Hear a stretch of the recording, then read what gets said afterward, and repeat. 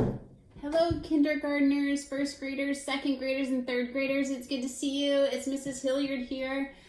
Welcome to week 5 of occupational therapy. Thank you for joining me these past few weeks virtually. It's really been nice seeing you all, and I'm so proud of you all doing all of your hard work with your fine motor skills. So this week we have more. We're going to work with our 3 bins as usual. We have bins 1, 2, and 3. And our first bin is our hand warm-up. So this week we have something that's going to encourage the thumbs up pattern. So a lot of kids don't use a thumbs up pattern when they're using scissors. And also this exercise will help with shoulder stability for handwriting. So what I do is I have a cookie tray, and at school we have these big nets. They're really cool. The kids love them. And we take a balloon and we do a balloon volley. So you're going to throw the balloon up in the air and have your child keep the balloon up in the air as best as they can, keeping their thumbs up, holding the cookie tray. And you can see that could be a lot more fun when you're standing. I'm trying to do it sitting since I have a broken foot. But I think it's a great exercise on all levels for motor planning, shoulder stability, and that thumbs up pattern. If you don't have a cookie tray, you can use a spatula and also practice your thumbs up pattern. Here. So you can hold the spatula, thumbs up, and then keep the balloon in the air with the spatula or a fly swatter. So before I lose my balloon, I'm going to stop that, and we will have fun with that next week when I see you in our live session. And that's bin number 1. Bin number 2 is our fine motor exercise, and we're going to stick to our fall theme. So we are going to make a fall owl. We're going to practice our cutting and tracing and shapes and coloring and that reciprocal movement for ripping. So for this you will need a brown piece of paper, a blue piece of paper, a white scrap piece of paper, and maybe some red and orange scraps as well for our leaves. You can also do green. And you'll need a marker and glue and scissors. So the last thing you'll need too is that circle template that you had from last week so that we can make our owl. So the first thing I want you to do is take this brown piece of paper and take your circle template and put it on your brown piece of paper. And then you're going to trace the circle, just like we did last week. And some kids have trouble tracing, so you can make it first with a highlighter and then have your, you're going to have your child trace it on top of the highlighted line. So the next step is to cut out that circle. So remember that thumbs up. We're going to cut on the black line. Remember to stop and turn your paper when you can't go any farther.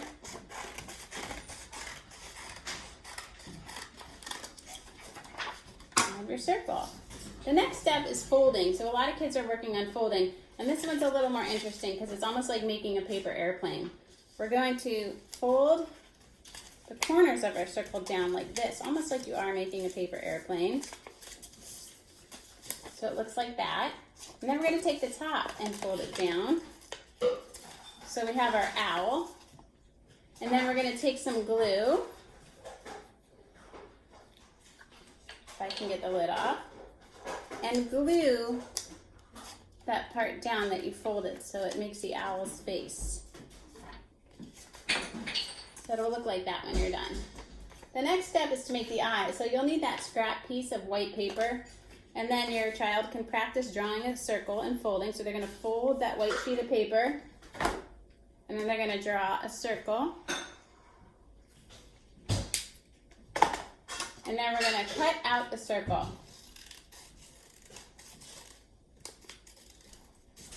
So that way we're cutting while it's folded and we have 2 circles. Then we're going to take those circles and glue them onto our owl for eyes. So you can make X's if your child needs to know where to put the glue. And it will start to look like an owl when you put those eyes on. And then I'm going to take my black marker and add some pupils. And you can also make it into a spotted owl like I did here. You can practice those lines down. like this. I put curved lines down. And you can have your child use a proper marker graph. You want them to pinch and make dots all over his belly.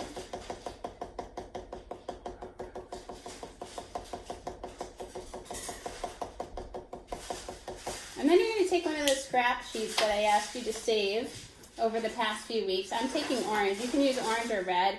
And we're just going to cut out a little triangle to put on our owl's beak. So this is great too. We're working on body awareness. And then you're going to take your little owl and get your background sheet of paper. I chose dark blue this time. And we're going to glue him right in the middle. So we're going to turn him over and put glue all over the back. And put him down in the middle.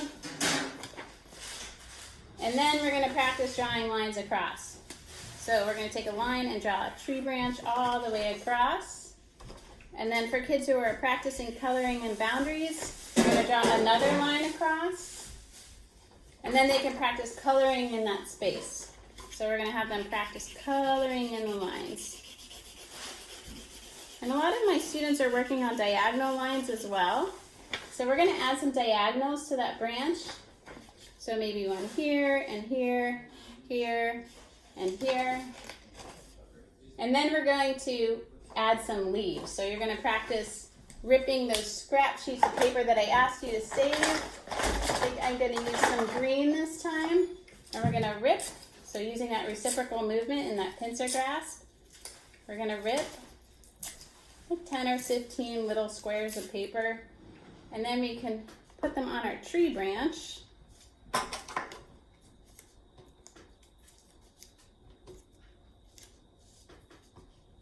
To make it look like our owl is sitting in a tree.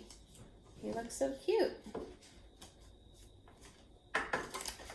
And don't forget to put your name on the paper when you're done. So good job, guys. You made your owl. Now to go with that craft this week, I have a poem as well. And I'm going to read it to you first, and then I'll hold it up for you to copy. And you can use your high rate paper at home, your homemade high rate paper. It's called A Wise Old Owl. A wise old owl. There was an old owl who lived in an oak. The more he heard, the less he spoke. The less he spoke, the more he heard. Why aren't we like that wise old bird? So I'm going to hold that up for you, and then you can pause this video if you want to copy that. In your best writing, don't forget to leave spaces between your words. And if you have trouble keeping your letters on the line, use those highlights. And don't forget your finger spacing too. You should have a finger space between each word. And I'll hold it here for just a second.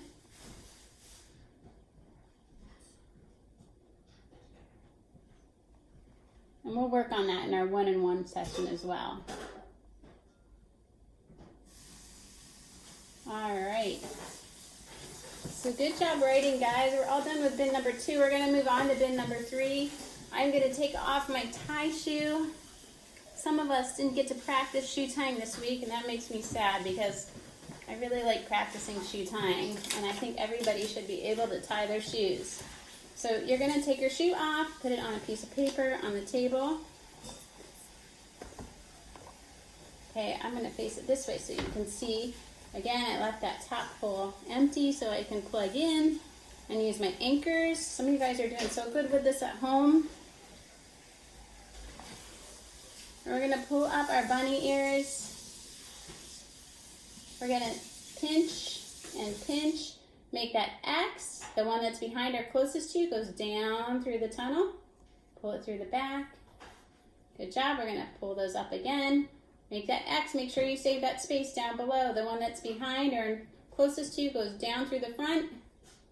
And pull for the adapted method. Now for the standard method, that loop, swoop, and pull, we're going to pick up our laces and let them fall crisscross. Pull them up and look for that X. The one that's behind or closest to you goes down through the front. We're going to pull. You're going to pull and make that bunny ear, pinch. And on the other lace, you'll have that little knot that flies around your bunny ear and goes down through that space that you saved down below. And that is standard shoe tying.